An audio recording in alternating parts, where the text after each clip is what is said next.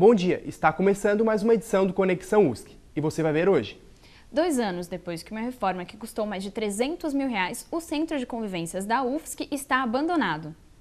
Servidores vão esperar pela decisão de outras universidades para decidir se voltam ao trabalho. Empresa Júnior de Jornalismo da UFSC vai apresentar documentário na Suíça. Lei dos simuladores deixa de ser obrigatória e divide opiniões nas autoescolas.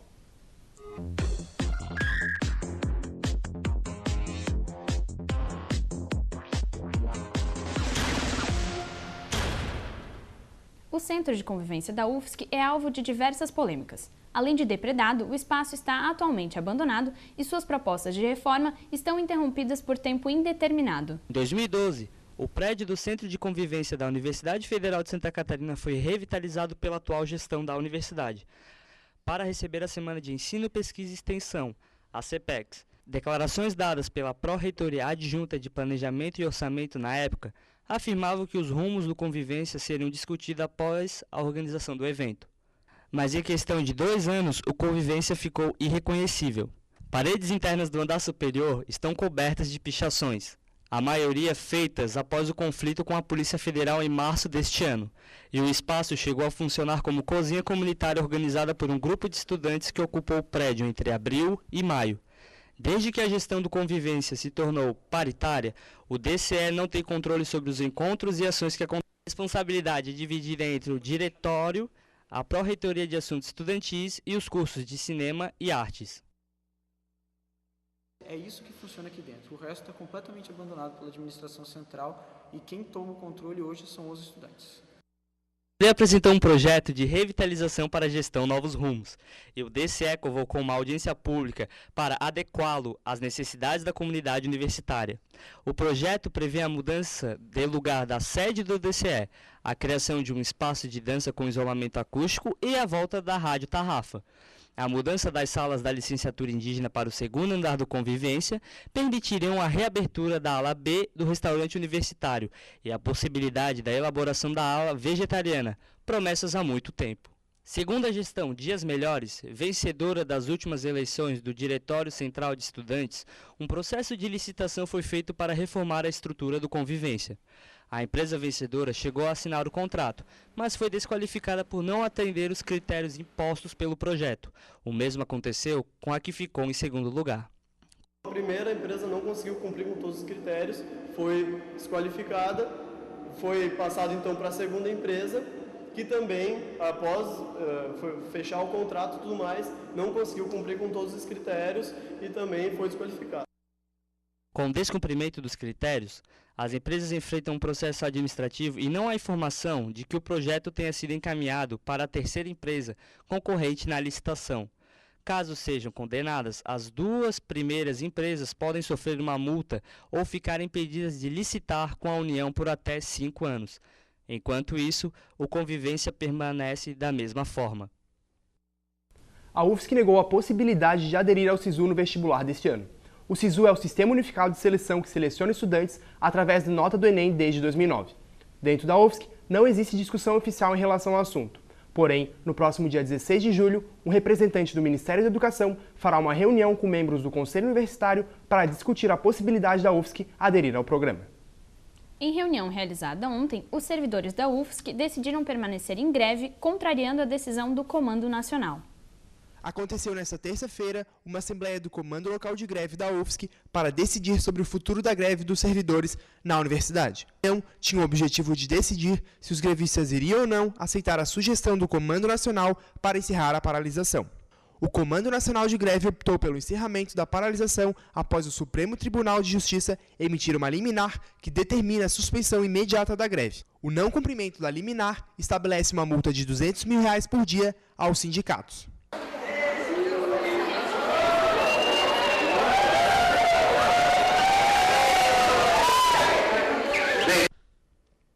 A decisão da Assembleia foi de não acatar a sugestão do Comando Nacional, esperando a decisão das outras universidades do país para se posicionar sobre o assunto. O HU conta agora com cerca de 350 novos instrumentos para a realização de videocirurgias. Avaliados em quase R$1 milhão, o equipamento foi obtido a partir do Programa Nacional de Reestruturação dos Hospitais Universitários. O O objetivo é que os pacientes do SUS tenham acesso a essa técnica de cirurgia menos invasiva. Os aparelhos também vão auxiliar na formação de estudantes em áreas diferentes. Para que passem a funcionar, o HU ainda aguarda o fim do processo de licitação. E no próximo bloco você confere... Empresa júnior do curso de jornalismo vai apresentar documentário na Suíça. Lei dos simuladores deixa de ser obrigatória e divide opiniões nas autoescolas.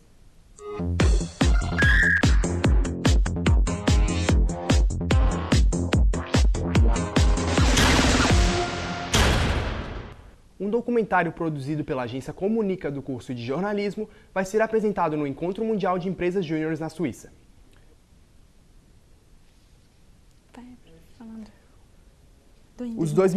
Em 2013, o documentário sobre a Ponta do Araçá foi escolhido como melhor case externo na premiação das empresas júniores de Santa Catarina. A Ponta do Araçá é uma área de preservação ambiental de 140 hectares e mais de 500 espécies de animais na cidade de Porto Belo. O vídeo foi produzido para ser apresentado nas aulas de educação ambiental das escolas públicas da cidade. O Encontro Mundial acontece de 7 a 10 de agosto em Genebra, na Suíça. A gasolina está mais barata em Florianópolis. Em 13 postos, o litro do combustível custa R$ 2,69. De acordo com a Agência Nacional do Petróleo, há 10 dias o menor preço na cidade era de R$ 2,75. A diferença entre os pontos de venda pode chegar a mais de 30 centavos. A lei dos simuladores de trânsito nas autoescolas visa a obrigatoriedade do equipamento em todas as unidades de ensino do país. Porém, o prazo que expira em 30 de junho, apesar de ter sido prorrogado algumas vezes, não foi suficiente para que todas as autoescolas se adequassem à regra. A lei que obrigava o uso de simuladores nas autoescolas entrou em vigor em janeiro de 2014 e deveria ser aplicada em todo o país até o final do mês de março. Mas com a dificuldade das autoescolas em se adaptarem, o prazo foi estendido até 30 de junho. No mês passado, a Câmara Federal aprovou a nova resolução, que torna o uso dos simuladores opcional.